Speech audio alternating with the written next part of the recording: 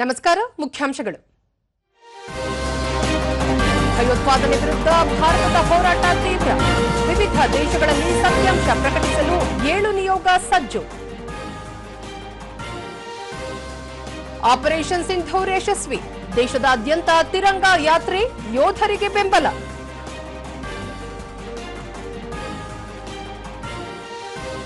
ಭಾರತೀಯ ರೈಲ್ವೆಯಲ್ಲಿ ಕೊಂಕಣ ರೈಲ್ವೆ ವಿಲೀನಕ್ಕೆ ಚಿಂತನೆ. ಶೀಘ್ರದಲ್ಲೇ ಬಾಕಿ ಉಳಿದಿರುವ ಕೇಂದ್ರ ಯೋಜನೆಗಳು ಪೂರ್ಣ. ಸಚಿವ ವಿ ಸೋಮಣ್ಣ. ಹಾಗೂ ದೇಶದಾದ್ಯಂತ ಪೂರ್ವ ಮುಂಗಾರು ಚುರುಕು. 2 ದಿನಗಳ ಕಾಲ ರಾಜ್ಯಾದ್ಯಂತ ಭಾರೀ ಮಳೆ ಸಾಧ್ಯತೆ.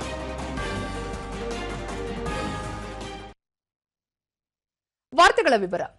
ಭಯೋತ್ಪಾದನೆಯ ವಿರುದ್ಧ ಭಾರತದ ಸಾಮೂಹಿಕ ಸಂಕಲ್ಪವನ್ನು ಪ್ರತಿಬಿಂಬಿಸುವ ಆಪರೇಷನ್ ಸಿಂಧೂರ್ ಕಾರ್ಯಾಚರಣೆಯ ಕುರಿತು ಜಾಗತಿಕ ಮಟ್ಟದಲ್ಲಿ ಪ್ರಮುಖ ರಾಷ್ಟ್ರಗಳಿಗೆ ಸತ್ಯಾಂಶದ ಕುರಿತು ಅರಿವು ಮೂಡಿಸುವ ಸಲುವಾಗಿ 7 ಸರ್ವಪಕ್ಷ ನಿಯೋಗಗಳು ಶೀಘ್ರದಲ್ಲೇ ವಿವಿಧ ರಾಷ್ಟ್ರಗಳಿಗೆ ಭೇಟಿ ನೀಡಲಿವೆ ಎಂದು ಕೇಂದ್ರ ಸಂಸದೀಯ ವ್ಯವಹಾರಗಳ ಖಾತೆ ಸಚಿವ ಕಿರಣ್ ರಿಜಿಜು ತಿಳಿಸಿದ್ದಾರೆ. ಸಾಮಾಜಿಕ ಮಾಧ್ಯಮ ಪೋಸ್ಟ್ನಲ್ಲಿ ಅವರು ನಿಯೋಗಗಳ ಪಟ್ಟಿಯನ್ನು ಹಂಚಿಕೊಂಡಿದ್ದು, ಬಿಜೆಪಿ ಸಂಸದ ಬೈಜಯಂತ್ ಪಾಂಡಾ ನೇತೃತ್ವದ ಮೊದಲ ತಂಡ ಸೌದಿ ಅರೇಬಿಯಾ, ಬಹರೇನ್, ಕುವೈತ್ ಮತ್ತು ಅಲ್ಜೀರಿಯಾಕ್ಕೆ ಭೇಟಿ ನೀಡಲಿದೆ. ಈ ನಿಯೋಗದಲ್ಲಿ ಕಿರಿಯ ನಾಯಕ ಗುಲಾಬ್ ನಬಿ ಆಜಾದ್, ಬಿಜೆಪಿ ಸಂಸದ ನಿಶಿಕಾಂತ್ ದುಬೆ ಮತ್ತು ಎಐಎಂಐಎ ಸಂಸದ ಅಸಾದುದ್ದೀನ್ ಓವೈಸಿ ಸೇರಿದ್ದಾರೆ. ಬಿಜೆಪಿ ಸಂಸದ ರವಿಶಂಕರ್ ಪ್ರಸಾದ್ ನೇತೃತ್ವದ 2ನೇ ಗುಂಪು ಬ್ರಿಟನ್, ಫ್ರಾನ್ಸ್, ಜರ್ಮನಿ, ಯುರೋಪಿಯನ್ ಒಕ್ಕೂಟ, ಇಟಲಿ ಮತ್ತು ಡೆನ್ಮಾರ್ಕ್ಗಳಿಗೆ ಭೇಟಿ ನೀಡಲಿದ್ದು, ಕಾಂಗ್ರೆಸ್ ಸಂಸದ ಡಾಕ್ಟರ್ ಅಮರ್ ಸಿಂಗ್, ಶಿವಸೇನೆ ಸಂಸದ ಪ್ರಿಯಾಂಕಾ ಚತುರ್ವೇದಿ, ಮಾಜಿ ಕೇಂದ್ರ ಸಚಿವೆ ಎಂಜೆ ಅಕ್ಬರ್ ಅವರನ್ನು ಒಳಗೊಂಡಿದೆ. ಜೆಡಿಯು ಸಂಸದ ಸಂಜಯ್ ಕುಮಾರ್ ಝಾ ನೇತೃತ್ವದ 3ನೇ ನಿಯೋಗ ಇಂಡೋನೇಷಿಯಾ, ಮಲೇಷಿಯಾ, ದಕ್ಷಿಣ ಕೊರಿಯಾ, ಜಪಾನ್ ಮತ್ತು ಸಿಂಗಾಪುರಕ್ಕೆ ಭೇಟಿ ನೀಡಲಿದ್ದು, ತೃಣಮೂಲ ಕಾಂಗ್ರೆಸ್ನ ಯೂಸಫ್ ಪಠಾಣ್, ಸಿಪಿಎಂನ ಜಾನ್ ಬ್ರಿಟಾಸ್ ಮತ್ತು ಕಾಂಗ್ರೆಸ್ ನಾಯಕ ಸಲ್ಮಾನ್ ಖುರ್ಷಿದ್ ಅವರನ್ನು ಒಳಗೊಂಡಿದೆ. ಶಿವಸೇನಾ ಸಂಸದ ಏಕನಾಥ್ ಶಿಂದೆ ನೇತೃತ್ವದ ನಿಯೋಗ ಯುಎಇ, ಲೈಬೇರಿಯಾ, ಕಾಂಗೋ ಮತ್ತು ಸಿಯರಾ ಲಿಯೋನ್ಗಳಿಗೆ ಭೇಟಿ ನೀಡಲಿದ್ದು, ಬಿಜೆಪಿಯ ಬನ್ಸುರಿ ಸ್ವರಾಜ್, ಬಿಜೆಪಿಯ ಸಸ್ಮಿತ್ ಪಾತ್ರ, ಐಯುಎಂಎಲ್ ಸಂಸದ ಮೊಹಮ್ಮದ್ ಬಶೀರ್ ಮತ್ತು ಮಾಜಿ ಕೇಂದ್ರ ಸಚಿವ ಎಸ್ಎಸ್ ಅಹುಲ್ವಾಲಿಯಾ ನಿಯೋಗದಲ್ಲಿದ್ದಾರೆ. ಕಾಂಗ್ರೆಸ್ ಸಂಸದ ಶಶಿ ತರೂರ್ ನೇತೃತ್ವದ ನಿಯೋಗ ಅಮೆರಿಕ, ಪನಾಮಾ, ಗಯಾನಾ, ಬ್ರೆಜಿಲ್ ಮತ್ತು ಕೊಲಂಬಿಯಾಗೆ ಭೇಟಿ ನೀಡಲಿದ್ದು, ಜೆಎಂಎಂ ಸಂಸದ ಸರ್ಫರಾಜ್ ಅಹಮದ್, ಎಲ್ಜೆಪಿ ಸಂಸದೆ ಶಾಂಭವಿ, ಟಿಡಿಪಿ ಸಂಸದ ಹರೀಶ್ ಬಾಲಯೋಗಿ ಮತ್ತು ಶಿವಸೇನಾ ಸಂಸದ ಮುರಳಿ ಧಿಯೋರಾ ಅವರನ್ನು ಒಳಗೊಂಡಿದೆ. ಡಿಎಂಕೆ ಸಂಸದೆ ಕನಿಮೋಳಿ ನೇತೃತ್ವದ ನಿಯೋಗ ಸ್ಪೇನ್, ಗ್ರೀಸ್, ಸ್ಲೋವೇನಿಯಾ, ಲಾಟ್ವಿಯಾ ಮತ್ತು ರಷ್ಯಾಗೆ ಭೇಟಿ ನೀಡಲಿದ್ದು, ನ್ಯಾಷನಲ್ ಕಾನ್ಫರೆನ್ಸ್ ಸಂಸದ ಮಿಯಾನ್ ಅಲ್ತಾಫ್ ಅಹಮದ್, ಸಮಾಜವಾದಿ ಪಕ್ಷದ ಸಂಸದ ರಾಜೀವ್ ರೈ ಮತ್ತು ಆರ್ಜೆಡಿ ಸಂಸದ ಪ್ರೇಮ್ಚಂದ್ ಗುಪ್ತಾ ಸೇರಿದ್ದಾರೆ. ಎನ್ಸಿಪಿ ಸಂಸದೆ ಸುಪ್ರಿಯಾ ಸುಳೆ ನೇತೃತ್ವದ ತಂಡವು ಈಜಿಪ್ಟ್, ಕತಾರ್, ಇಥಿಯೋಪಿಯಾ ಮತ್ತು ದಕ್ಷಿಣ ಆಫ್ರಿಕಾಗೆ ಭೇಟಿ ನೀಡಲಿದ್ದು, ಈ ನಿಯೋಗದಲ್ಲಿ ಬಿಜೆಪಿಯ ರಾಜೀವ್ ಪ್ರತಾಪ್ ರೂಡಿ, ಅನುರಾಗ್ ಸಿಂಗ್ ಠಾಕೂರ್, ಮಾಜಿ ಕೇಂದ್ರ ಸಚಿವ ವಿ ಮುರಳೀಧರನ್ ಹಾಗೂ ಕಾಂಗ್ರೆಸ್ ಸಂಸದ ಮನೀಶ್ ತಿವಾರಿ ಇದ್ದಾರೆ ಎಂದು ಕಿರಣ್ ರಿಜಿಜು ಮಾಹಿತಿ ನೀಡಿದ್ದಾರೆ.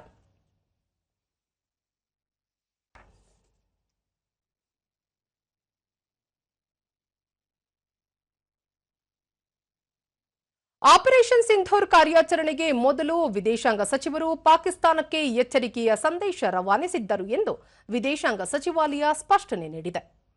ಕಾರ್ಯಾಚರಣೆಯ ಬಗ್ಗೆ ಭಾರತ ಸರ್ಕಾರದಿಂದಲೇ ಪಾಕಿಸ್ತಾನಕ್ಕೆ ಮಾಹಿತಿ ನೀಡಲಾಗಿತ್ತು ಎಂದು ಪ್ರತಿಪಕ್ಷಗಳ ನಾಯಕರು ಆರೋಪಿಸಿದ ಹಿನ್ನೆಲೆಯಲ್ಲಿ ವಿದೇಶಾಂಗ ಸಚಿವಾಲಯ ಈ ಸ್ಪಷ್ಟನೆ ನೀಡಿದೆ. ಪಹಲ್ಗಾಮ್ನಲ್ಲಿ ಭಯೋತ್ಪಾದಕರು ದಾಳಿ ನಡೆಸಿ ಪ್ರವಾಸಿಗರನ್ನು ಹತ್ಯೆ ಮಾಡಿದ್ದಕ್ಕೆ ವಿದೇಶಾಂಗ ಸಚಿವರು ಪಾಕಿಸ್ತಾನಕ್ಕೆ ಎಚ್ಚರಿಕೆಯನ್ನು ನೀಡಿದ್ದು, ತನ್ನಲ್ಲಿರುವ ಭಯೋತ್ಪಾದಕರ ಮೇಲೆ ಕಠಿಣ ಕ್ರಮ ಕೈಗೊಳ್ಳಬೇಕೆಂದು ಒತ್ತಾಯಿಸಿದ್ದರು. ಇದು ತಪ್ಪಾಗಿ ವರದಿಯಾಗಿದೆ ಎಂದು ವಿದೇಶಾಂಗ ಸಚಿವಾಲಯ ಸ್ಪಷ್ಟನೆ ನೀಡಿದೆ. ಅಲ್ಲದೆ ವಿದೇಶಾಂಗ ಸಚಿವರ ಹೇಳಿಕೆಯ ಕುರಿತಾದ ವರದಿಗಳ ಬಗ್ಗೆ ಭಾರತದ ವಾರ್ತಾ ಶಾಖೆಯು ಸತ್ಯ ಶೋಧನಾ ಘಟಕವೂ ಸಹ ಪರಿಶೀಲನೆ ನಡೆಸಿದ್ದು, ವಿದೇಶಾಂಗ ಸಚಿವ ಡಾಕ್ಟರ್ ಎಸ್ ಜೈಶಂಕರ್ ಆ ರೀತಿಯ ಯಾವುದೇ ಹೇಳಿಕೆಯನ್ನು ನೀಡಿಲ್ಲ. ಪಾಕಿಸ್ತಾನಕ್ಕೆ ಮುಂಚಿತವಾಗಿಯೇ ಸಿಂಧೂರ ಕಾರ್ಯಾಚರಣೆಯ ಬಗ್ಗೆ ಯಾವುದೇ ಮಾಹಿತಿಯನ್ನು ಸಹ ನೀಡಿಲ್ಲವೆಂದು ಸ್ಪಷ್ಟಪಡಿಸಿದೆ.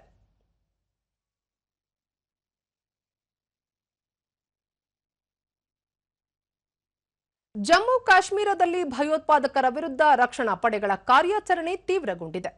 ಇದೀಗ ರಕ್ಷಣಾ ಪಡೆಗಳಿಗೆ ಮತ್ತಷ್ಟು ಬಲ ತುಂಬುವ ಸಲುವಾಗಿ ತುರ್ತು ಸನ್ನಿವೇಶಗಳಲ್ಲಿ ನಿವೃತ್ತ ಸೈನಿಕರ ಸೇವೆಯನ್ನು ಸಹ ಬಳಸಿಕೊಳ್ಳಲು ಸರ್ಕಾರ ನಿರ್ಧರಿಸಿದೆ. ಈ ಸಂಬಂಧ ಜಮ್ಮು ಕಾಶ್ಮೀರ ಸೈನಿಕ ಕಲ್ಯಾಣ ಸಮಿತಿಯು ಸರ್ಕಾರಕ್ಕೆ ಪ್ರಸ್ತಾವನೆಯೊಂದನ್ನು ಸಲ್ಲಿಸಿದ್ದು, ನಿವೃತ್ತ ಸೈನಿಕರಿಗೂ ಅಗತ್ಯ ಸೇನಾ ಸೌಲಭ್ಯಗಳನ್ನು ನೀಡಿದ್ದಲ್ಲಿ ಕೂಡಲೇ ಅವರು ಸೇವೆಗೆ ಹಾಜರಾಗಲಿದ್ದಾರೆ ಎಂದು ತಿಳಿಸಿದೆ. ಪ್ರಸಕ್ತ ಜಮ್ಮು ಕಾಶ್ಮೀರದಲ್ಲಿ 4,000ಕ್ಕೂ ಹೆಚ್ಚು ನಿವೃತ್ತ ಸೈನಿಕರಿದ್ದು, ಅವರಲ್ಲಿ 435 ಮಂದಿ ವೈಯಕ್ತಿಕವಾಗಿ ಶಸ್ತ್ರಾಸ್ತ್ರಗಳನ್ನು ಹೊಂದಿದ್ದು ಲೈಸೆನ್ಸ್ ಸಹ ಪಡೆದುಕೊಂಡಿದ್ದಾರೆ. ಅಲ್ಲದೆ ಸ್ಥಳೀಯ ಸೆಕ್ಯೂರಿಟಿ ಏಜೆನ್ಸಿಗಳಲ್ಲಿ ಕಾರ್ಯನಿರ್ವಹಿಸುತ್ತಿದ್ದಾರೆ. ನಿವೃತ್ತ ಸೈನಿಕರನ್ನು ಜಮ್ಮು ಕಾಶ್ಮೀರದ 20 ಜಿಲ್ಲೆಗಳಲ್ಲಿರುವ ವಿದ್ಯುತ್ ಸ್ಥಾವರಗಳು, ಸೇತುವೆಗಳು, ಸರ್ಕಾರಿ ಸಂಸ್ಥೆಗಳು ಮತ್ತಿತರ ಸೂಕ್ಷ್ಮ ಪ್ರದೇಶಗಳಲ್ಲಿ ರಕ್ಷಣೆಗೆ ನಿಯೋಜಿಸಬಹುದಾಗಿದೆ ಎಂದು ಸೈನಿಕ ಕಲ್ಯಾಣ ಸಮಿತಿ ತಿಳಿಸಿದೆ.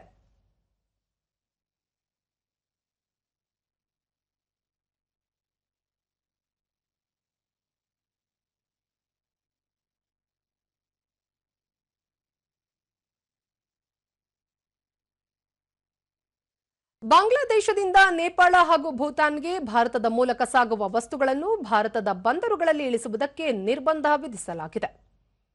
ಕೇಂದ್ರ ಕೈಗಾರಿಕಾ ಮತ್ತು ವಾಣಿಜ್ಯ ಇಲಾಖೆ ಈ ಸಂಬಂಧ ಸುತ್ತೋಲೆಯೊಂದನ್ನು ಹೊರಡಿಸಿದೆ. ದೇಶದ ರಕ್ಷಣೆಯ ದೃಷ್ಟಿಯಿಂದ ತಕ್ಷಣದಿಂದಲೇ ನಿರ್ಬಂಧವನ್ನು ಜಾರಿಗೊಳಿಸಲಾಗುತ್ತಿದೆ ಎಂದು ಇಲಾಖೆ ತಿಳಿಸಿದೆ. ಈ ಮೊದಲು ಬಾಂಗ್ಲಾದೇಶದಿಂದ ಸಮುದ್ರ ಮಾರ್ಗದ ಮೂಲಕ ವಸ್ತುಗಳನ್ನು ಭಾರತಕ್ಕೆ ತಂದು ಭಾರತದಿಂದ ನೇಪಾಳ, ಭೂತಾನ್ಗೆ ರಸ್ತೆ ಮಾರ್ಗದ ಮೂಲಕ ವಸ್ತುಗಳನ್ನು ಸಾಗಿಸಲಾಗುತ್ತಿತ್ತು. ಬಾಂಗ್ಲಾದ ಮಧ್ಯಂತರ ಸರ್ಕಾರದ ಸಲಹೆಗಾರ ಮೊಹಮ್ಮದ್ ಯೂನಸ್ ಚೈನಾ ಭೇಟಿಯ ಸಂದರ್ಭದಲ್ಲಿ ಭಾರತದ ಭೂಭಾಗಗಳು ಬಾಂಗ್ಲಾದೇಶಕ್ಕೆ ಸೇರಿದ್ದವು ಎಂಬರ್ಥದಲ್ಲಿ ಹೇಳಿಕೆ ನೀಡಿದ್ದ ಹಿನ್ನೆಲೆಯಲ್ಲಿ ಪ್ರತಿಕ್ರಿಯೆ ರೂಪದಲ್ಲಿ ಭಾರತ ಈ ಕ್ರಮ ಕೈಗೊಂಡಿದೆ.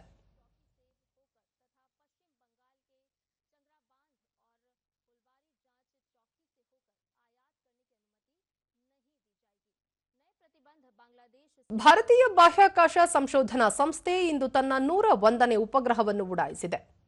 ಶ್ರೀಹರಿಕೋಟಾದ ಸತೀಶ್ ಧವನ್ ಬಾಹ್ಯಾಕಾಶ ಕೇಂದ್ರದಿಂದ ಬೆಳಗ್ಗೆ 5:59ಕ್ಕೆ ಪಿಎಸ್ಎಲ್ವಿ C-61 ಉಡ್ಡಯನ ವಾಹಕದ ಮೂಲಕ ಭೂವೀಕ್ಷಣಾ ಉಪಗ್ರಹ EOS-09 ಅನ್ನು ಉಡಾವಣೆ ಮಾಡಲಾಯಿತು. ಉಪಗ್ರಹವನ್ನು ಸೂರ್ಯನ ಸಿಂಕ್ರೋನಸ್ ಧ್ರುವ ಕಕ್ಷೆಗೆ ಸೇರ್ಪಡೆಗೊಳಿಸುವ ಉದ್ದೇಶ ಹೊಂದಲಾಗಿತ್ತು. ಆದರೆ 2 ಹಂತಗಳನ್ನು ದಾಟಿದ ಬಳಿಕ ಉಡ್ಡಯನ ವಾಹಕದಲ್ಲಿ ತಾಂತ್ರಿಕ ದೋಷ ಉಂಟಾದ ಹಿನ್ನೆಲೆಯಲ್ಲಿ ಉಪಗ್ರಹವು ನಿಗದಿತ ಕಕ್ಷೆಗೆ ಸೇರುವಲ್ಲಿ ವಿಫಲವಾಗಿದೆ.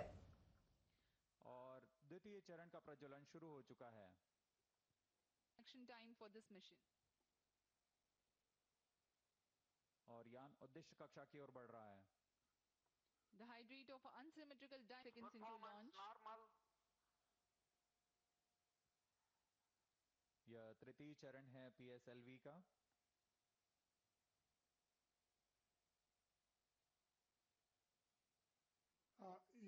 ಈ ಕುರಿತು ಮಾಹಿತಿ ನೀಡಿದ ಇಸ್ರೋ ಅಧ್ಯಕ್ಷ ವಿ ನಾರಾಯಣನ್, ಪಿಎಸ್ಎಲ್ವಿ 61 ಉಪಗ್ರಹ ವಾಹಕ ಕಾರ್ಯಕ್ಷಮತೆಯು 2ನೇ ಹಂತದವರೆಗೂ ಸಾಮಾನ್ಯವಾಗಿತ್ತು. 3ನೇ ಹಂತದಲ್ಲಿ ದಿಢೀರಾಗಿ ತಾಂತ್ರಿಕ ಸಮಸ್ಯೆ ಎದುರಾಗಿದ್ದರಿಂದ ಕಾರ್ಯಾಚರಣೆಯನ್ನು ಪೂರ್ಣಗೊಳಿಸಲು ಸಾಧ್ಯವಾಗಲಿಲ್ಲ. ಪಿಎಸ್ಎಲ್ವಿ 61 3 ಹಂತಗಳನ್ನು ಹೊಂದಿದ್ದು, ಕೊನೆಯ ಹಂತದಲ್ಲಿ ಉಪಗ್ರಹವನ್ನು ರಾಕೆಟ್ನಿಂದ ಬೇರ್ಪಡಿಸಲಾಗುವ ಸಂಕೀರ್ಣ ಚಟುವಟಿಕೆಯನ್ನು ನಡೆಸಲಾಗುತ್ತದೆ. ಈ ಹಂತದಲ್ಲಿಯೇ ಉಡ್ಡಯನ ವಾಹಕದ ಮೋಟಾರ್ ಮೇಲೆ ಹೆಚ್ಚಿನ ಒತ್ತಡ ಉಂಟಾಗಿದ್ದು ಉಪಗ್ರಹವನ್ನು ಬೇರ್ಪಡಿಸಲು ಸಾಧ್ಯವಾಗಲಿಲ್ಲ. ಈ ಬಗ್ಗೆ ಮತ್ತಷ್ಟು ಪರಿಶೀಲನೆಗಳನ್ನು ನಡೆಸಲಾಗುತ್ತಿದೆ ಎಂದು ತಿಳಿಸಿದರು.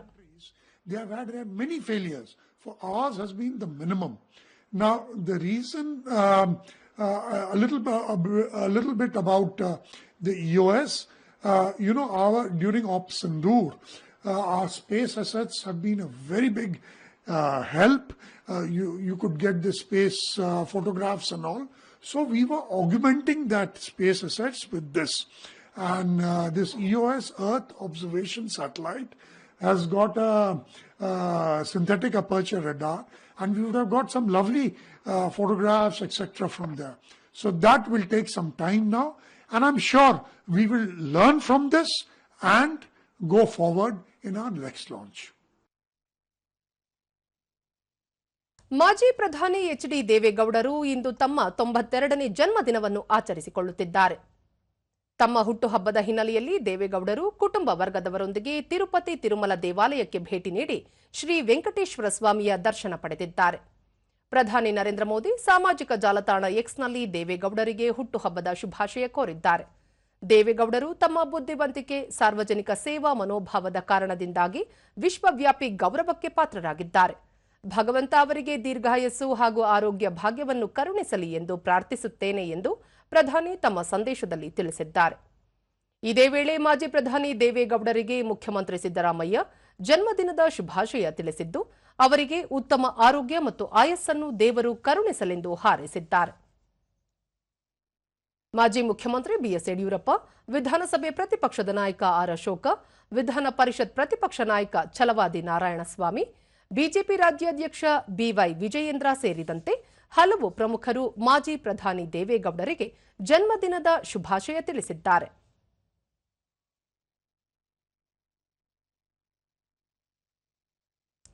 ಇಂದು ಉಪರಾಷ್ಟ್ರಪತಿ ಜಗದೀಪ್ ಧನಕರ್ ಅವರ 73ನೇ ಜನ್ಮದಿನ.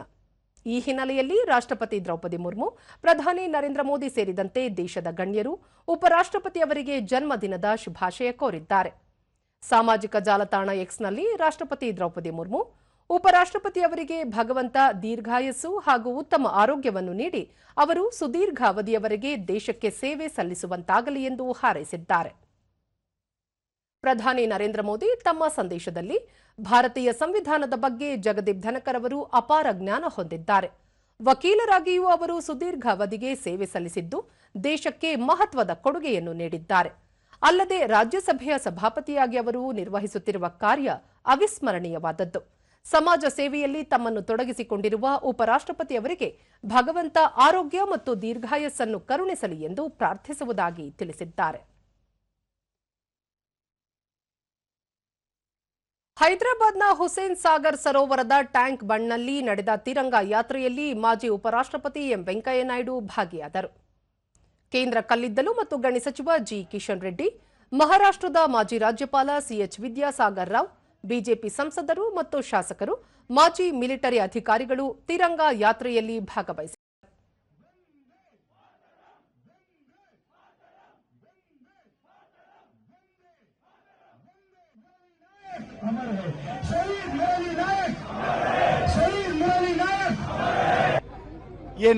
ಬಳಿಕ ಮಾತನಾಡಿದ ಅವರು, ಜಾತಿ, ಧರ್ಮ, ಭಾಷೆ ಮತ್ತು ಇತರ ಪರಿಗಣನೆಗಳನ್ನು ಲೆಕ್ಕಿಸದೆ ದೇಶದ ಜನತೆ ಏಕತೆಯನ್ನು ಸಾಧಿಸಬೇಕಿದೆ. ಆಪರೇಷನ್ ಸಿಂಧೂರ್ನ ಯಶಸ್ಸಿನಲ್ಲಿ ಪ್ರಧಾನಿ ನರೇಂದ್ರ ಮೋದಿ ಅವರ ನಾಯಕತ್ವ ಶ್ಲಾಘನೀಯ. ರಾಷ್ಟ್ರವ್ಯಾಪಿ ಅಭಿಯಾನದ ಭಾಗವಾಗಿ ಆಪರೇಷನ್ ಸಿಂಧೂರ್ನ ಯಶಸ್ಸಿನ ನಂತರ ಸಶಸ್ತ್ರ ಪಡೆಗಳೊಂದಿಗೆ ಒಗ್ಗಟ್ಟನ್ನು ವ್ಯಕ್ತಪಡಿಸಲು ತಿರಂಗ ಯಾತ್ರೆಯನ್ನು ಆಯೋಜಿಸಲಾಗಿದೆ ಎಂದರು. ಪಾಕಿಸ್ತಾನದ ಭಯೋತ್ಪಾದಕ ಮೂಲಸೌಕರ್ಯವನ್ನು 25 ನಿಮಿಷಗಳಲ್ಲಿ ನಾಶಪಡಿಸಿದ ಸೇನಾ ಪಡೆಗಳ ನಾಯಕತ್ವವನ್ನು ದೇಶದ ಜನರು ಯಾವಾಗಲೂ ನೆನಪಿಸಿಕೊಳ್ಳುತ್ತಾರೆ ಎಂದು ತಿಳಿಸಿದರು. सेना को सहाय करने के लिए, सेना को साथ रहने के लिए हम हैदराबाद से लाखों लोग, तेलंगाना से लाखों लोग देश के सेना का समर्थन करने के लिए, उनका साथ रहने के लिए हम तैयार हैं. यही आज इस कार्यक्रम में सभी लोग अपना अपना मत व्यक्त किया है.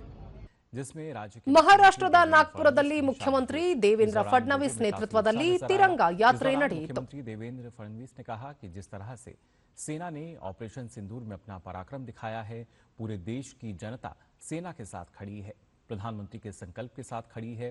फडणवीस ने कहा कि ये तिरंगा यात्रा सिर्फ शहरों में नहीं बल्कि पंचायतों में भी निकाली जाएगी. ಬಳಿಕ ಮಾತನಾಡಿದ ಅವರು, ಆಪರೇಷನ್ ಸಿಂಧೂರ್ ಸಮಯದಲ್ಲಿ ನಮ್ಮ ಸಶಸ್ತ್ರ ಪಡೆಗಳು ಪ್ರದರ್ಶಿಸಿದ ಶೌರ್ಯದ ಬಗ್ಗೆ ನಮ್ಮೆಲ್ಲರಿಗೂ ತಿಳಿದಿದೆ. ದೇಶದ ಜನರು ಅವರೊಂದಿಗೆ ನಿಂತು ಪ್ರಧಾನಿ ನರೇಂದ್ರ ಮೋದಿ ಅವರ ದೃಷ್ಟಿಕೋನವನ್ನು ಬೆಂಬಲಿಸುತ್ತಾರೆ. ತಿರಂಗ ಯಾತ್ರೆಯನ್ನು ನಗರಗಳಲ್ಲಿ ಮಾತ್ರವಲ್ಲದೆ ಪಂಚಾಯತ್ ವ್ಯಾಪ್ತಿಗಳಲ್ಲಿಯೂ ನಡೆಸಲು ನಿರ್ಧರಿಸಲಾಗಿದೆ ಎಂದರು.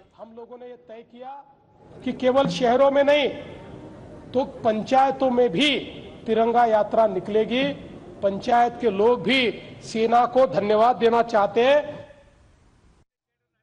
ತುಮಕೂರಿನಲ್ಲಿಂದು ನಡೆದ ತಿರಂಗ ಯಾತ್ರೆಗೆ ಕೇಂದ್ರ ಸಚಿವ ವಿ ಸೋಮಣ್ಣ ಚಾಲನೆ ನೀಡಿದರು. ಯಾತ್ರೆಯಲ್ಲಿ ಬಿಜೆಪಿ ರಾಜ್ಯಾಧ್ಯಕ್ಷ ಬಿವೈ ವಿಜಯೇಂದ್ರ, ರಾಜ್ಯಸಭಾ ಸಂಸದ ಜಗ್ಗೇಶ್ ಮತ್ತು ಇತರ ಹಲವು ನಾಯಕರು ಭಾಗವಹಿಸಿದ್ದರು. ದೇಶ ದೊಡ್ಡದು, ದೇಶಕ್ಕಿಂತ ನಾವ್ಯಾರು ದೊಡ್ಡವರಲ್ಲ ಅನ್ನೋದನ್ನ ಎತ್ತಿ ತೋರಿಸಿದ್ದಾರೆ. ಇಂಥ ಒಂದು ಸುಸಂದರ್ಭ ಭಾರತೀಯರಿಗಲ್ಲದೆ ಬೇರೆ ಯಾರಿಗೂ ಕೂಡ ಸಿಗೋದಿಲ್ಲ. ಯಾವುದೇ ಎಂತ ದೊಡ್ಡ ದಮನಕಾರಿ ಶಕ್ತಿಗಳಿದ್ರು ಕೂಡ ಅದನ್ನ ಬಗ್ಗು ಬಡಿದು ನಾವು ಅವರನ್ನ ಯಾವ ರೀತಿ ಪಾಪದ ಕೊಡ ತುಂಬಿದೆ ಆ ಪಾಪದ ಕೊಡಕ್ಕೆ ಕೊಡ್ತೀವಿ ಅಂತ ತೀರ್ಮಾನ ಮಾಡಿ ಕೆಲಸವನ್ನು ಮಾಡಿದ್ದಾರೆ.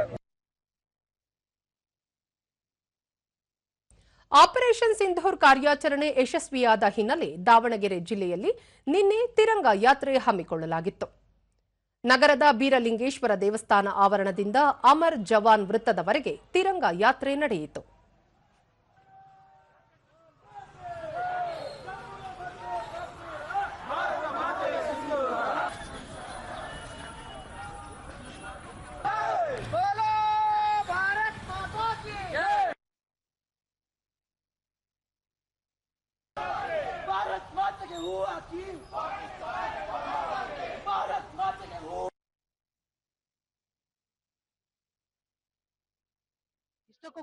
ದೂರದರ್ಶನದೊಂದಿಗೆ ಬಿಜೆಪಿ ಸಂಚಾಲಕಿ ಜಯಮ್ಮ ಆಪರೇಷನ್ ಸಿಂಧೂರ್ ಮೂಲಕ ಭಯೋತ್ಪಾದಕರನ್ನು ಹೊಡೆದುರುಳಿಸಿ ಸೇನಾಪಡೆಯನ್ನು ಗೌರವಿಸಲು ಈ ಯಾತ್ರೆ ಹಮ್ಮಿಕೊಳ್ಳಲಾಗಿದೆ ಎಂದರು. ಈ ಮೂಲಕ ಇಡೀ ಭಾರತೀಯ ಸೇನೆಯೊಟ್ಟಿಗೆ ನಾವೆಲ್ಲ ನಾಗರಿಕರಿದ್ದೀವಿ, ದೇಶದ ಎಲ್ಲ ಜನತೆ ಇದೀವಿ ಅಂತಕ್ಕಂತ ಒಂದು ಸಂದೇಶವನ್ನ ಕೊಡೋದ್ರ ಮುಖಾಂತರ ಅವರಿಗೆ ಒಂದು ಸಲ್ಯೂಟ್ ಅನ್ನ ಹೇಳೋದಕ್ಕೆ ಇವತ್ತಿನ ಕಾರ್ಯಕ್ರಮವನ್ನು ಹಮ್ಮಿಕೊಂಡಿದ್ದೀವಿ. ಶಾಂತರಾಜ್ ಪಾಟೀಲ್ ಆಪರೇಷನ್ ಸಿಂಧೂರ್ ಮೂಲಕ ದೇಶದ ರಕ್ಷಣಾ ಸಾಮರ್ಥ್ಯವನ್ನು ಪ್ರಪಂಚಕ್ಕೆ ತೋರಿಸಿದ್ದೇವೆ ಎಂದು ತಿಳಿಸಿದರು. ಇವತ್ತು ಪ್ರಪಂಚದಲ್ಲಿ ಭಾರತ ದೇಶ ಸನ್ನದ್ಧವಾಗಿರ್ತಕ್ಕಂಥ ಒಂದು ರಾಷ್ಟ್ರ ಅಂತಕ್ಕಂಥ ಸದುದ್ದೇಶದಿಂದ ಇವತ್ತು ನಾವೆಲ್ಲರೂ ಕೂಡ ತಿರಂಗ ಯಾತ್ರೆಯನ್ನ ಮತ್ತೊಮ್ಮೆ ಇಡೀ ದೇಶದಲ್ಲಿ ಎಲ್ಲ ದೇಶ ಪ್ರೇಮಿಗಳು ಆಚರಿಸ್ತಾ ಇದ್ದೇವೆ. ಸನ್ಮಾನ ಶ್ರೀ ಜಗದೀಶ್ ಭಾರತೀಯ ಯೋಧರನ್ನು ಬೆಂಬಲಿಸಿ ಸ್ಫೂರ್ತಿ ತುಂಬಲು ಈ ತಿರಂಗ ಯಾತ್ರೆ ನಡೆಸಲಾಯಿತು ಎಂದರು. ಮುಂದಿನ ಹೆಚ್ಚಿಗೆ ತೆಗೆದುಕೊಳ್ಳಿ ಅಂತೇಳಿ ನಾನು ಆಶಿಸುತ್ತಾ ನಮ್ಮ ವೀರ ಯೋಧರಿಗೆ ನನ್ನ ನಮಸ್ಕಾರ ಮತ್ತು ಅವರಿಗೆ ಸ್ಫೂರ್ತಿಯನ್ನು ಕೊಡುವಂತಾಗಲಿ ಅಂತೇಳಿ ನಮ್ಮೆಲ್ಲ ಯುವಕರು ಮೆರವಣಿಗೆಯಲ್ಲಿ. ಬಿಜೆಪಿ ಸದಸ್ಯ ಗೌತಮ್ ಭಾರತೀಯ ಸೈನ್ಯದೊಂದಿಗೆ ನಾವಿದ್ದೇವೆ ಎಂಬ ಸಂದೇಶ ಸಾರಲಾಗಿದೆ ಎಂದರು. ಏನು ಉಗ್ರರು ಮಾಡಿದ್ರು. ಬಿಜೆಪಿ ಜಿಲ್ಲಾಧ್ಯಕ್ಷ ರಾಜಶೇಖರ ನಾಗಪ್ಪ ಭಾರತೀಯ ಮಹಿಳೆಯರ ಸಿಂಧೂರವನ್ನು ಅಳಿಸಿದ ಭಯೋತ್ಪಾದಕರನ್ನು ಮಟ್ಟ ಹಾಕಿದ ಸೈನ್ಯಕ್ಕೆ ಗೌರವ ಸೂಚಿಸುವುದು ಎಲ್ಲರ ಕರ್ತವ್ಯ ಎಂದು ತಿಳಿಸಿದರು. 26 ಜನ ತಾಯಂದಿರ ಸಿಂಧೂರವನ್ನು ಅಳಿಸಿದ್ರು. ಆ ಆಪರೇಷನ್ ಸಿಂಧೂರವನ್ನ ಅತ್ಯಂತ ಯಶಸ್ವಿಯಾಗಿ ನಮ್ಮ ದೇಶದ ನೆಚ್ಚಿನ ಪ್ರಧಾನಮಂತ್ರಿಗಳಾದ ಮೋದಿಯವರ ನಾಯಕತ್ವದಲ್ಲಿ ಸೇನೆ ತನ್ನ ಪರಾಕ್ರಮವನ್ನ ತೋರಿಸೋದ್ರ ಮೂಲಕ ಇಡೀ ವಿಶ್ವಕ್ಕೊಂದು ಸಂದೇಶವನ್ನು ಕೊಟ್ಟಿದೆ.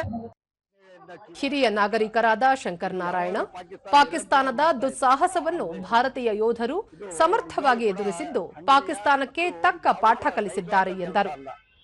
ಇದಕ್ಕೆ ಪ್ರತಿರೋಧವಾಗಿ ನಮ್ಮ ನರೇಂದ್ರ ಮೋದಿ ಅವರು ಮೊನ್ನೆ ತಾನೇ ಸಿಂಧೂರ ಅನ್ನೋ ಒಂದು ಕಾರ್ಯಕ್ರಮ ಮಾಡಿ ಅವರಿಗೆ ಸರಿಯಾಗಿ ಪಾಠ ಕಲಿಸಿದ್ದಾರೆ.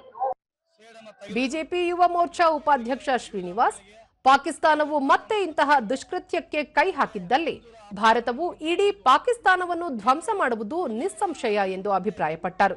ನಮ್ಮ ಹೆಣ್ಮಕ್ಳಿಗೆ ತಾವು ಸಿಂಧೂರವನ್ನ ಅಳಿಸಿದ್ರು.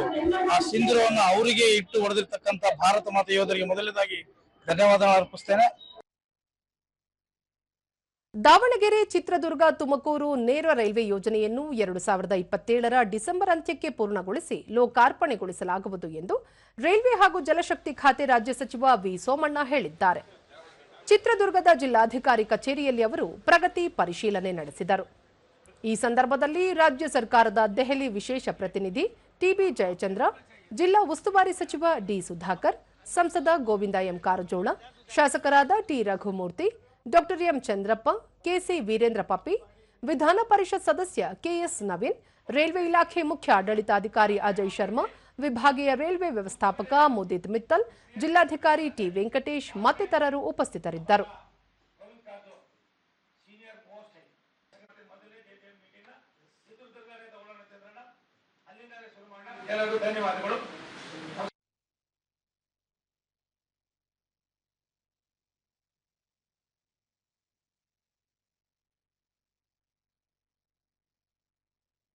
ಯೋಜನೆಗಳಿದ್ವು. ಕರ್ನಾಟಕ ರಾಜ್ಯದಲ್ಲೂ ಕೂಡ ಬಳಿಕ ಸಚಿವ ವಿ ಸೋಮಣ್ಣ ದೇಶದಾದ್ಯಂತ 20 ರಿಂದ 30 ವರ್ಷಗಳಿಂದಲೂ ನೆನೆಗುದಿಗೆ ಬಿದ್ದಿರುವ 7.25 ಲಕ್ಷ ಯೋಜನೆಗಳಿವೆ. ಈ ಯೋಜನೆಗಳನ್ನು ಪೂರ್ಣಗೊಳಿಸಲು ಕೇಂದ್ರ ಸರ್ಕಾರ ಬದ್ಧವಾಗಿದೆ. ದೇಶ ಅಭಿವೃದ್ಧಿಯಾಗಬೇಕಾದರೆ ಎಲ್ಲ ರಾಜ್ಯಗಳು ಅಭಿವೃದ್ಧಿಯಾಗಬೇಕು ಎನ್ನುವುದು ಪ್ರಧಾನಿ ನರೇಂದ್ರ ಮೋದಿ ಅವರ ಆಶಯವಾಗಿದೆ ಎಂದರು. ರಾಯದುರ್ಗ ತುಮಕೂರು ರೈಲ್ವೆ ಯೋಜನೆಗೆ ಈಗಾಗಲೇ ಭೂಸ್ವಾಧೀನ ಪ್ರಕ್ರಿಯೆ ಪೂರ್ಣಗೊಂಡಿದ್ದು ಕಾಮಗಾರಿ ಆರಂಭಿಸಲು ಟೆಂಡರ್ ಕರೆಯಲಾಗಿದೆ. ತುಮಕೂರು, ಚಿತ್ರದುರ್ಗ, ದಾವಣಗೆರೆ ನೇರ ರೈಲ್ವೆ ಯೋಜನೆಗೆ ಅಡ್ಡಿಯಾಗಿರುವ ಭೂಸ್ವಾಧೀನ ಪ್ರಕ್ರಿಯೆ ಪೂರ್ಣಗೊಳಿಸಿ ಶೀಘ್ರವೇ ಕಾಮಗಾರಿ ಆರಂಭಿಸಲಾಗುವುದು ಎಂದು ತಿಳಿಸಿದರು. ಪಾಲುದಾರಿಕೆ ಆಗಬೇಕು ಅನ್ನೋ ದೃಷ್ಟಿಯಿಂದ ಎಲ್ಲವನ್ನು ಕೂಡ ಸರಿಪಡಿಸತಕ್ಕಂಥ ಜೊತೆಯಲ್ಲಿ ಅಭಿವೃದ್ಧಿಯತ್ತ ಕೊಂಡೊಯ್ತಾ ಇದ್ದಾರೆ. ಆದ್ದರಿಂದ ಇವತ್ತು ತುಂಬ ಪ್ರತಿಷ್ಠಿತ ಯೋಜನೆಯಾದ ರಾಯದುರ್ಗ ತುಮಕೂರು ದಾವಣಗೆರೆ, ತುಮಕೂರು ಚಿತ್ರದುರ್ಗ ದಾವಣಗೆರೆ ಈ ಎರಡೂ ಯೋಜನೆಗಳನ್ನು ಕೂಡ ಕೈಗೆತ್ತಿಕೊಂಡು ಈಗಾಗಲೇ ರಾಯದುರ್ಗ ತುಮಕೂರು ಬಹುತೇಕ ಸಫಲರಾಗಿದ್ದೇವೆ, ಯಶಸ್ಸನ್ನು ಕಂಡಿದ್ದೇವೆ. ಒಂದೇ ಒಂದು ಇಂಚು ಕೂಡ ಜಾಗ ಇಲ್ಲದಾಗೆ ಎಲ್ಲ ಅಕ್ವಿಜೇಷನ್ ಮುಗಿಸಿ ಎಲ್ಲ ಹಂತದ ಇದನ್ನು ಟೆಂಡರನ್ನು ಕರೆದು ಇನ್ನು 2 ಕಡೆ ಕೆಲಸ ಶುರು ಮಾಡಬೇಕಾಗಿದೆ. ಇನ್ನು 1.5-2 ತಿಂಗಳಲ್ಲಿ ಆ ಕೆಲಸವನ್ನು ಕೂಡ ಮಾಡ್ತಾ ಇದ್ದೀವಿ.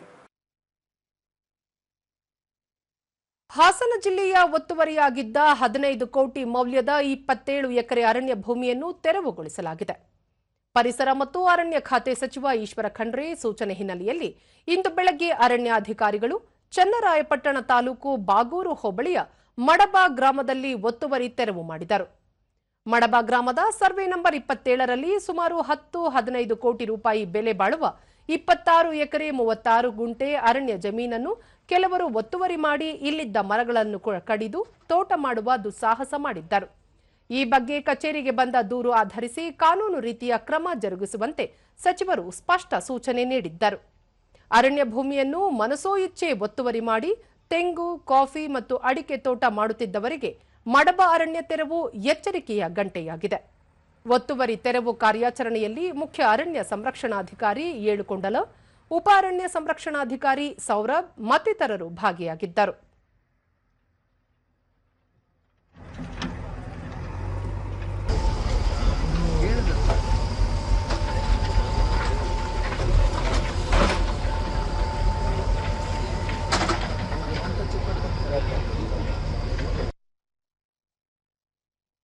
ನೂತನ ಕ್ಯಾಥೋಲಿಕ್ ಪೋಪ್ ಲಿಯೋ 14 ಅವರು ಇಂದು ಅಧಿಕೃತವಾಗಿ ಕಾರ್ಯಭಾರ ವಹಿಸಿಕೊಂಡಿದ್ದು ವ್ಯಾಟಿಕನ್ ಸಿಟಿಯ ಸೇಂಟ್ ಪೀಟರ್ಸ್ ಚರ್ಚ್ನಲ್ಲಿ ನಡೆದ ಸಾಮೂಹಿಕ ಪ್ರಾರ್ಥನೆಯ ನೇತೃತ್ವ ವಹಿಸಿದ್ದರು.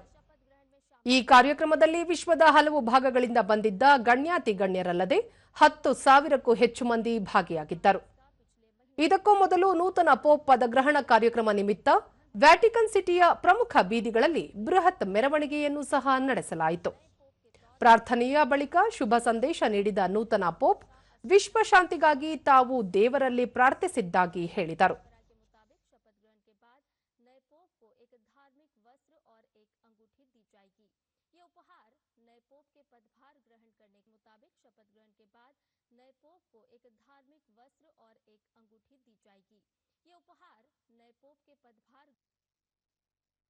ತೆಲಂಗಾಣ ರಾಜಧಾನಿ ಹೈದರಾಬಾದ್ನಲ್ಲಿ ಇಂದು ಬೆಳಗ್ಗೆ ಭೀಕರ ಅಗ್ನಿ ಅನಾಹುತ ಸಂಭವಿಸಿದ್ದು 16 ಮಂದಿ ಮೃತಪಟ್ಟು 10 ಮಂದಿ ಗಾಯಗೊಂಡಿದ್ದಾರೆ. ಹೈದರಾಬಾದ್ನ ಚಾರ್ಮಿನಾರ್ ಬಳಿ ಇರುವ ಗುಲ್ಜಾರ್ ಹೌಸ್ನಲ್ಲಿ ಬೆಳಗಿನ ಜಾವ 6 ಗಂಟೆಯ ವೇಳೆಯಲ್ಲಿ ಬೆಂಕಿ ಕಾಣಿಸಿಕೊಂಡಿತ್ತು. ಪಕ್ಕದಲ್ಲಿರುವ ಶ್ರೀಕೃಷ್ಣ ಮುತ್ತಿನ ಮಾರಾಟ ಮಳಿಗೆಗೂ ಸಹ ಬೆಂಕಿ ವ್ಯಾಪಿಸಿತು. ಸುದ್ದಿ ತಿಳಿದ ಕೂಡಲೇ 5ಕ್ಕೂ ಹೆಚ್ಚು ಅಗ್ನಿಶಾಮಕ ವಾಹನಗಳು ಸ್ಥಳಕ್ಕೆ ಧಾವಿಸಿದ್ದು ಬೆಂಕಿಯನ್ನು ನಂದಿಸಿದವು. ಈ ಸಂದರ್ಭದಲ್ಲಿ ಕಟ್ಟಡದಲ್ಲಿ ಸಿಲುಕಿಕೊಂಡು ತೀವ್ರವಾಗಿ ಗಾಯಗೊಂಡಿದ್ದವರನ್ನು ತಕ್ಷಣವೇ ಸಮೀಪದ ಆಸ್ಪತ್ರೆಗೆ ದಾಖಲಿಸಲಾಯಿತು. ಅಗ್ನಿ ಅನಾಹುತಕ್ಕೆ ನಿಖರ ಕಾರಣ ಇನ್ನೂ ತಿಳಿದು ಬಂದಿಲ್ಲ. ಕೇಂದ್ರ ಸರ್ಕಾರವು ಪ್ರಧಾನಮಂತ್ರಿ ಪ್ರಕೃತಿ ವಿಕೋಪ ನಿಧಿಯಿಂದ ಅಗ್ನಿ ಅನಾಹುತದಲ್ಲಿ ಮೃತಪಟ್ಟವರ ಕುಟುಂಬಸ್ಥರಿಗೆ ತಲಾ 2 ಲಕ್ಷ ರೂಪಾಯಿ ಹಾಗೂ ಗಾಯಗೊಂಡವರಿಗೆ ತಲಾ 50,000 ರೂಪಾಯಿ ಪರಿಹಾರ ಘೋಷಿಸಿದೆ. ರಾಜ್ಯಾದ್ಯಂತ ಪೂರ್ವ ಮುಂಗಾರು ಚುರುಕುಗೊಂಡಿದೆ. ನಿನ್ನೆ ರಾತ್ರಿ ಬೆಂಗಳೂರು ಸೇರಿದಂತೆ ರಾಜ್ಯದ ಹಲವೆಡೆ ಭಾರೀ ಪ್ರಮಾಣದಲ್ಲಿ ಮಳೆಯಾಗಿದೆ. ಬೆಂಗಳೂರು ನಗರದಲ್ಲಿ 33.8 ಮಿಲಿಮೀಟರ್, ಬೆಂಗಳೂರು ಹೊರವಲಯದ ಎಚ್ಎಎಲ್ನಲ್ಲಿ 41.8 ಮಿಲಿಮೀಟರ್, ಬೆಂಗಳೂರು ಗ್ರಾಮಾಂತರದಲ್ಲಿ 34 ಮಿಲಿಮೀಟರ್, ಹಾವೇರಿ 22 ಮಿಲಿಮೀಟರ್, ಕಲಬುರಗಿಯಲ್ಲಿ 8.2, ಮಂಗಳೂರು ವಿಮಾನ ನಿಲ್ದಾಣದಲ್ಲಿ 7.4, ಬೆಳಗಾವಿ 7.2 ಮಿಲಿಮೀಟರ್ ಮಳೆಯಾಗಿದೆ. ರಾಜ್ಯದಲ್ಲಿ ಇನ್ನೂ 3-4 ದಿನ ಮಳೆಯಾಗುವ ಸಾಧ್ಯತೆ ಇದೆ ಎಂದು ಹವಾಮಾನ ಇಲಾಖೆ ಮುನ್ಸೂಚನೆ ನೀಡಿದೆ. ನಿನ್ನೆ ರಾತ್ರಿ ಬೆಂಗಳೂರಿನಲ್ಲಿ ಭಾರಿ ಪ್ರಮಾಣದ ಮಳೆಯಾದ ಹಿನ್ನೆಲೆಯಲ್ಲಿ ಉಪಮುಖ್ಯಮಂತ್ರಿ ಡಿಕೆ ಶಿವಕುಮಾರ್ ಹಾಗೂ ಗ್ರೇಟರ್ ಬೆಂಗಳೂರು ಆಯುಕ್ತ ಮಹೇಶ್ವರ ರಾವ್ ಕೇಂದ್ರ ನಿಯಂತ್ರಣ ಕೊಠಡಿಯಲ್ಲಿ ಉಪಸ್ಥಿತರಿದ್ದು ಪರಿಹಾರ ಕಾರ್ಯಗಳ ಉಸ್ತುವಾರಿ ನೋಡಿಕೊಂಡರು. ತಗ್ಗು ಪ್ರದೇಶಗಳಲ್ಲಿ ನೀರು ನಿಲ್ಲದಂತೆ ಗಮನ ಹರಿಸಬೇಕೆಂದು ಈ ಸಂದರ್ಭದಲ್ಲಿ ಡಿಕೆ ಶಿವಕುಮಾರ್ ಅಧಿಕಾರಿಗಳಿಗೆ ಸೂಚನೆ ನೀಡಿದರು.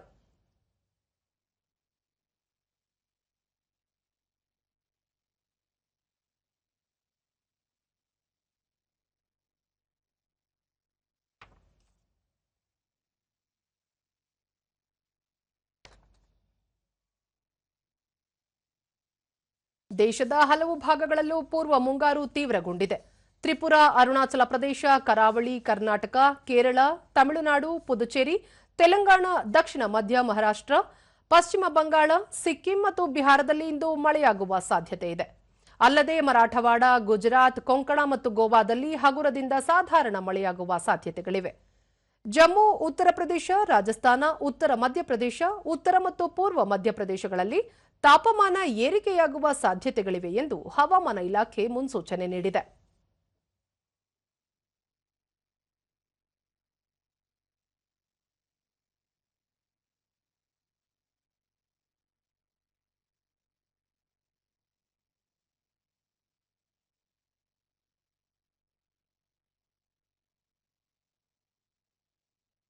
ಕೊನೆಯಲ್ಲಿ ಮತ್ತೊಮ್ಮೆ ಮುಖ್ಯಾಂಶಗಳು.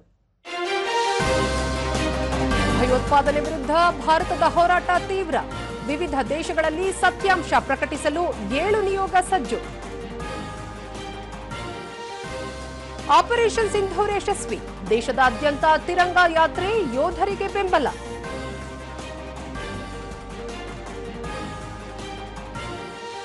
ಭಾರತೀಯ ರೈಲ್ವೆಯಲ್ಲಿ ಕೊಂಕಣ ರೈಲ್ವೆ ವಿಲೀನಕ್ಕೆ ಚಿಂತನೆ.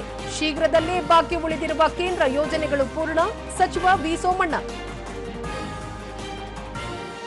ಹಾಗೂ ದೇಶಾದ್ಯಂತ ಪೂರ್ವ ಮುಂಗಾರು ಚುರುಕು.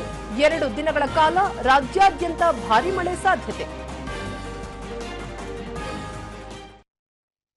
ವೀಕ್ಷಕರೇ, ನಮ್ಮ ವಾರ್ತಾ ಪ್ರಸಾರವನ್ನು ನೀವು ಡಿಡಿ ಚಂದನ ನ್ಯೂಸ್ ಯೂಟ್ಯೂಬ್, ಎಕ್ಸ್ ಖಾತೆ, ಫೇಸ್ಬುಕ್ ಹಾಗೂ ಇನ್ಸ್ಟಾಗ್ರಾಂನಲ್ಲೂ ವೀಕ್ಷಿಸಬಹುದು. ನಮ್ಮ ಮುಂದಿನ ವಾರ್ತಾ ಪ್ರಸಾರ ಸಂಜೆ 4:30 ನಮಸ್ಕಾರ.